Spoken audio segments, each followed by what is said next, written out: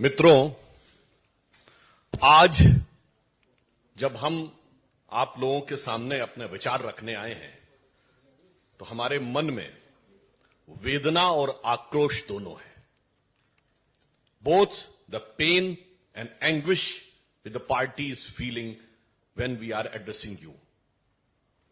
कारण यह है कि भारत में लोकतंत्र, न्याय व्यवस्था के प्रति अपमान और तिरस्कार की सभी सीमाएं विपक्षी दल लांघते जा रहे हैं। आम आदमी पार्टी, जिसका भ्रष्टाचार अब पूर्णतः स्थापित होता जा रहा है, वह जिस निम्नता तक जाती चली जा रही है, वो सिर्फ कष्ट देने वाला नहीं, आक्रोश देने वाला भी। आप सभी को ने यदि ध्यान दिया हो, सीबीआई कोर्ट ने कल आम आदमी पार्टी के दिल्ली के पूर्व उप मुख्यमंत्री मनीष सिसोदिया जी की जब बेल रिजेक्ट की है तो उसने उसमें कहा क्या है, मैं आपके सामने उद्धृत कर रहा हूं। I am referring in front of you. Additionally, the court noted that there were serious apprehensions of Sisodia destroying, tampering with evidence or even influencing some prime witness in case if he was released on bail. आगे के बिंदु में कहा है, the evidence collected so far by CBI not only shows applicants' active participation in the above criminal conspiracy but also the prima facie commission of some substantive offences of the PC Act by him. और जो अगली line है वो मूल कारण है जिसके लिए वो सारा स्वांग रच रहे हैं।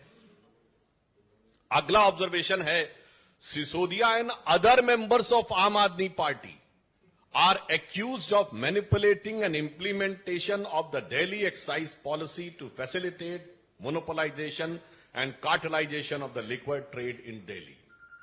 मतलब अब यह तथ्यों के साथ सामने आ रहा है कि सिर्फ श्री मनीष सिसोदिया नहीं बल्कि आम आदमी पार्टी के अन्य लोग भी इस प्रकार से भ्रष्टाचार के द्वारा यह शराब नीति को प्रभावित करने के लिए जिम्मेदार थे।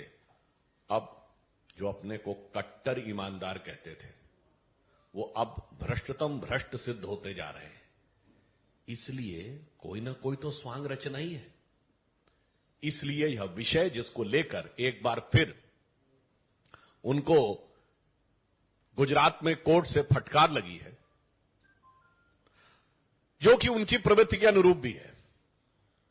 ये ऐसे व्यक्ति हैं जो एक नहीं अनेक बार कोर्ट के द्वारा डांट फटकार पा चुके हैं, माफी मांग चुके हैं।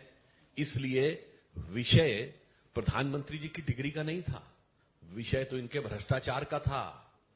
ये उसके ओट में उसे छुपाना चाहते थे और इसीलिए ये इस प्रकार का स्वांग रचना कि जो चीज पब्लिक डोमेन में है, जो चीज यूनिवर्सिटी की वेबसाइट पे है, उसे मांगने के लिए कोर्ट में जाना, तो ये सिर्फ कोर्ट का समय बर्बाद करना ही नहीं।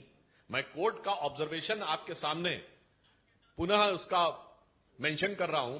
Further, despite the degree in question being put on the website of the petitioner university for all to see, despite this fact being made expressively clear with precision in the pleading before the court and despite the respondent never disputing the degree in question either during the pendency of these proceedings or even during the final hearing, यानी जब यह प्रक्रिया न्यायालय में चल रही थी, ना आपने कभी उस विषय का संज्ञान लिया, ना कोई आपत्ति दर्ज की और ना अंतिम निर्णय के समय किसी प्रकार की आपत्ति दर्ज की।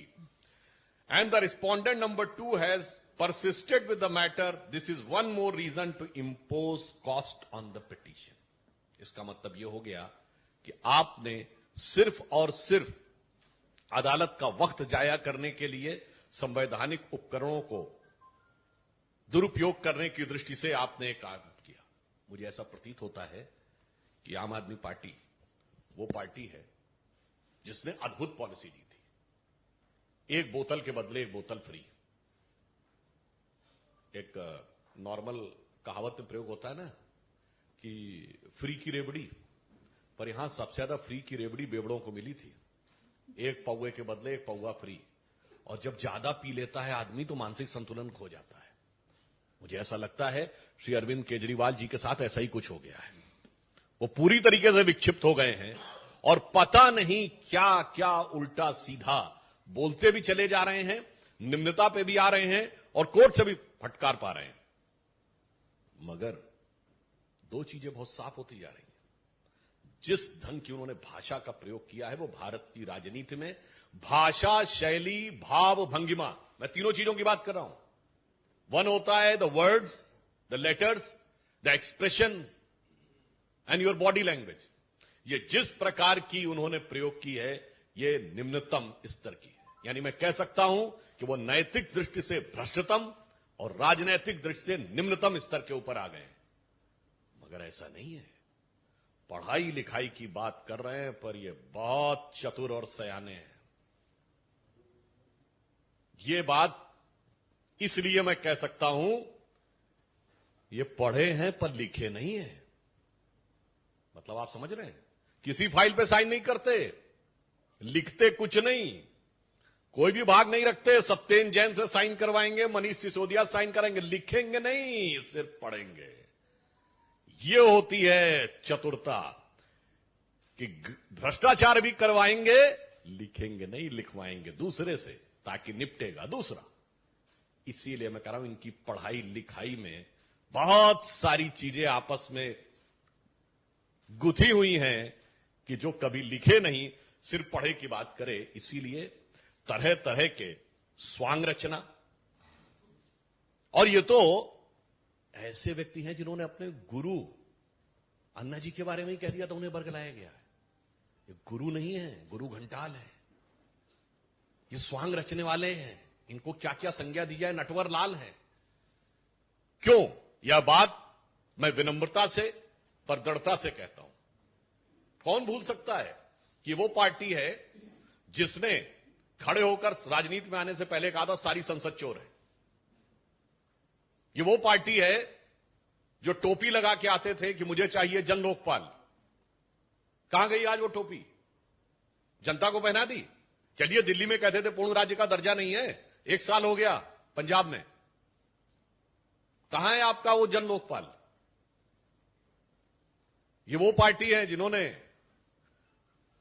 गठन के अंदर सबसे जल्दी सत्ता में आए चंद महीनों में। मगर ये वो पार्टी है जिन्होंने कसम खाई थी।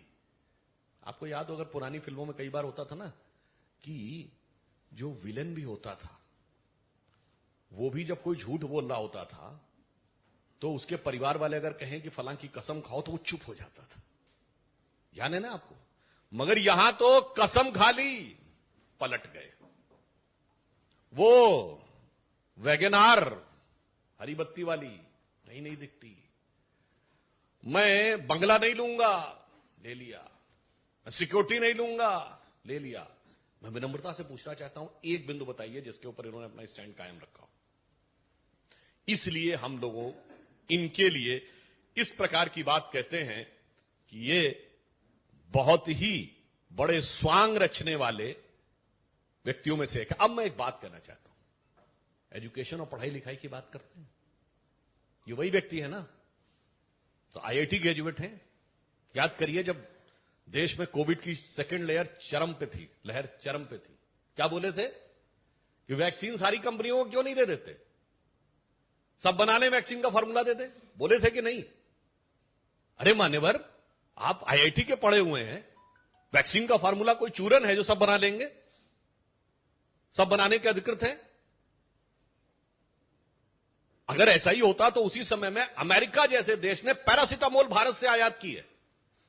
पैरासिटामोल जैसी फंडामेंटल तो वो आराम से मंगा सकते थे। ये होता है बरगलाना। ये वो पार्टी है जिसने अप्रैल 2021 में आकर, पढ़े लिखे होने की बात करते हैं ना, ये कहा कि बच्चों का वैक्सीन हमने विदेश भेज दिया, जबकि अप्रैल 2021 तक भारत तो क्या दुनिया में बच्चों का कोई वैक्सीन नहीं बना था। और किस मुद्दे के ऊपर? क्योंकि मेयर्स कॉन्फ्रेंस में चीफ मिनिस्टर के रूप में जाना चाहते थे। ऐसा नहीं है, ये पढ़े लिखे हैं, जरूरत से ज्यादा पढ़े लिखे हैं। जिसे हम लोगों की तरफ एक कहा जाता है ना कि कुछ लोग ऐसे होते हैं ज्यादा पढ़ लिख जाएं तो वो प्रबुद्ध मूड हो जाते हैं। कहावत होते हैं ना, ज्यादा सयाना कौवा, आप अपने आप समझ सकते हैं। मैं किसी के प्रति शाब्दिक न लिया जाए, इसको मैं केवल इस दृष्टि से कह रहा हूं कि इसका अर्थ क्या है। बहुत समझदार हैं, बहुत चतुराई के साथ, बहुत चालाकी के साथ राजनीति को किस ढंग से निम्नता पर ले जाने का यह प्रयास कर रहे हैं। इस कारण से हम लोगों के मन में इस विषय पर आक्रोश है और हम साफ यह पूछना चाहते हैं कि केजरीवाल जी, आप इधर उधर की बात मत करिए। आप यह बताइए कि आप देश के इतिहास की पहली पार्टी हैं जिनके मंत्रियों ने जेल से रहकर सरकार चलाई है। 7 लोगों के मंत्रिमंडल में 2 लोग जेल में, और भिन्न भिन्न आरोपों में पिछले 8-10 वर्षों में कितने ही मंत्री इनके बर्खास्त हो जेल में जा चुके हैं। और उसके बाद जिस प्रकार के व्यक्तिगत आक्षेप की भाषा आप प्रयोग करते हैं प्रधानमंत्री श्री नरेंद्र मोदी जी के लिए, तो मैं यह पंक्ति कहना चाहूंगा उनके लिए कि ध्यान से सुनिए। बहुत बड़बोले आप होंगे, मगर बड़बोलेपन से कुछ हासिल नहीं होने वाला। बहुत निम्नतम स्तर तक आ रहे हैं, ना उस निम्नता से कुछ हासिल होने वाला। बहुत निर्लज्जता आप दिखा रहे हैं, ना निर्लज्जता से कुछ हासिल होने वाला। रहीमदास का दोहा है, बड़े बड़ाई ना करें, बड़े न बोलें बोल, रहीमन हीरा कब कहे लाख टका मेरा मोल। तो जिसके अंदर श्रेष्ठता, विराटता और योग्यता होती है, वो हीरे की तरह वैसे ही चमकता हुआ दिखाई पड़ता है, जैसे हमारे आदरणीय प्रधानमंत्री श्री नरेंद्र मोदी जी लोगों की आंख के आकर्षण बनके। और ये वो हैं, इनके लिए क्या युक्ति लागू होती है। संस्कृत का एक सुभाषित है, यस्य नास्ति स्वयं प्रज्ञा शास्त्रम तस्य करोति किम, लोचनाभ्याम विहीनस्य दर्पणम किम करिष्यति। इसका मतलब होता है, जो इन्होंने डिग्री की बात कही उसके ऊपर कहना चाहता हूं, जिसकी अपनी बुद्धि ना हो या बुद्धि कुंद हो गई हो, उसको कितना भी समझा दो समझ में नहीं आ सकता। वैसे ही जैसे जिसकी आंखें बंद हो या आंखें ना हो, कितना भी दर्पण दिखाइए उसे कुछ दिखाई नहीं पड़ सकता। तो केजरीवाल जी उस प्रकार के व्यक्ति हैं जो आंख बंद करके, जो देखते को ही देखना नहीं चाहते, तो उसे कुछ नहीं दिखाया जा सकता। क्योंकि अब इनके ऊपर, जहां से मैंने प्रारंभ किया था वहीं पे समाप्त करता हूं, जिस ढंग से तथ्यों के आधार के ऊपर भ्रष्टाचार उत्तरोत्तर साबित होता जा रहा है, मुझे लगता है कि उस कारण से वो दबाव और बिखराव की तरफ आगे बढ़ रहे हैं। शायद विक्षिप्त होने की स्थिति में है, अथवा वो भविष्य की किसी योजना के तहत जानबूझकर यह एक आधार बनाने का प्रयास कर रहे हैं। धन्यवाद।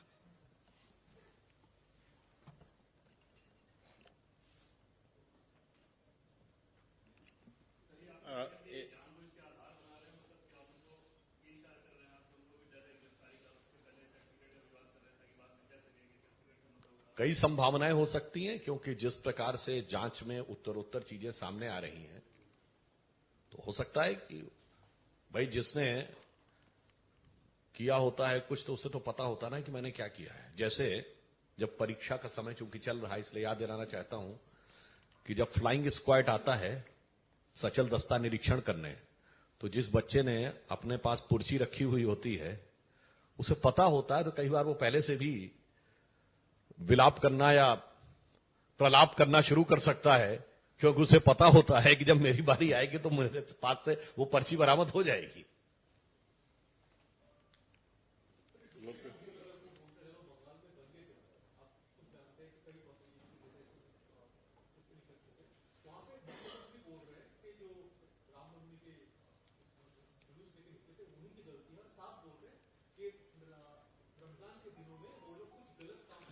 देखिए, बहुत दुखद बात है, मुख्यमंत्री को कभी किसी समुदाय का नाम लेकर नहीं बोलना चाहिए। अगर बंगाल की मुख्यमंत्री ये बोलती हैं कि यदि किसी मुस्लिम के घर के ऊपर पथराव हुआ तो मैं बर्दाश्त नहीं करूंगी, क्यों बोलना ये? और क्या ये प्रिजम्पशन है या ये पहले ही एक समुदाय को यानी हिंदू समुदाय को लांछित करने का प्रयास है?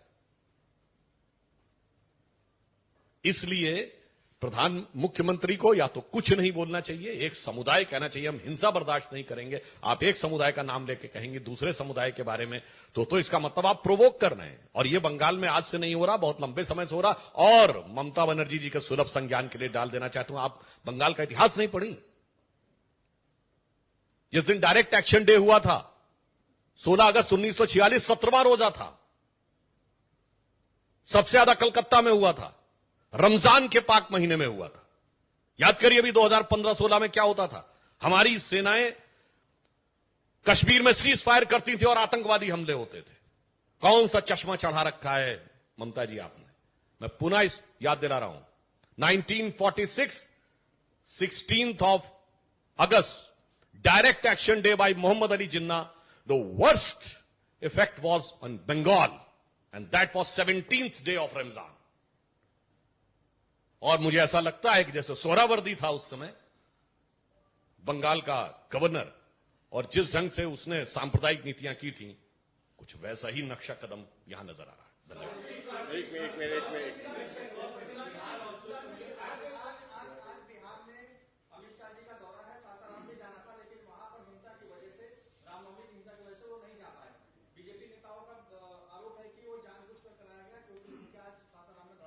देखिए, जिस ढंग की दुखद घटनाएं हो रही हैं, तो कहीं ना कहीं इनमें बहुत सारा संदेह की संभावना है। और जब जांच होगी तो ऐसे फैक्ट सामने आएंगे कि ये घटनाएं स्वतः स्फूर्त थी या योजनाबद्ध थी, और योजना थी तो किस कारण से थी। सर, एक प्रश्न है। गृह मंत्री ने पहल की थी 23 मार्च को पाकिस्तान पीओके में जो शारदा पीठ है उसको खोल दिया जाना चाहिए। आज इस पे एक सकारात्मक डिप्लोमेटिक विन भी कह सकते हैं इसको, कि पीओके काउंसिल ने उसको स्वीकार कर लिया है, रेजोल्यूशन पास किया है कि इसको डेवलप करके खोला जाएगा कॉरिडोर के तौर पर भारतीय। ये बहुत सकारात्मक संदेश है, और ये इसलिए अधिक सकारात्मक है क्योंकि विगत 9 वर्षों से हमने एक बार भी पाकिस्तान के साथ ऑफिशियल बायलैटरल डायलॉग नहीं किया है। ये भारत के इतिहास के 75 साल में एकमात्र 9 साल है जब हमने कोई औपचारिक द्विपक्षीय वार्ता नहीं की है। इसके बावजूद यदि सकारात्मक संकेत आ रहा है, तो मुझे लगता है जो लोग हमारी सरकार की और प्रधानमंत्री श्री नरेंद्र मोदी जी के प्रति कितना भी विश्वमन करते हैं, उन्हें देखना चाहिए कि अमृत काल में अमृत की छींटें दिख रही हैं। ओके।